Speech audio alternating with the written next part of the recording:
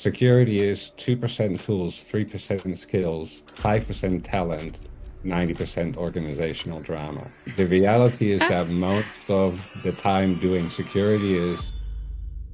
Where do we actually begin with people? For example, startups who are just starting their journey of becoming an enterprise to a large scale organization. Where do we actually begin when we see that there are issues where, you need to first not just have the awareness, but also look at how do you create that acceptance for security? First thing you have to do is figure out a way to talk to people that where it matters to them in some way. So that just sounds like work, but it doesn't explain why. Coming back to the metrics part, are there specific ways in which we can define metrics which makes it much more effective to run these programs? To figure out the right metric frameworks and KPIs for organizations to actually achieve the results that they wanted. My favorite example, common metric is like number of incidents per month. Very common metric. Because along that attack path, we have multiple opportunities to do something, to detect something, to block something.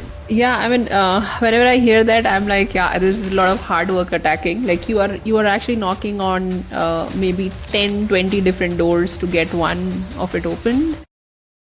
How do we incentivize these teams that whenever they're thinking of, for example, data, they're thinking of code, they're thinking of all the assets that they're working with, they do think of security? I say the word gamification because that's usually comes with a whole series of things. But having said that, I am a big proponent of celebrating successes. I think that is really important so that people feel recognized, that if they put a lot of work into it, where I still struggle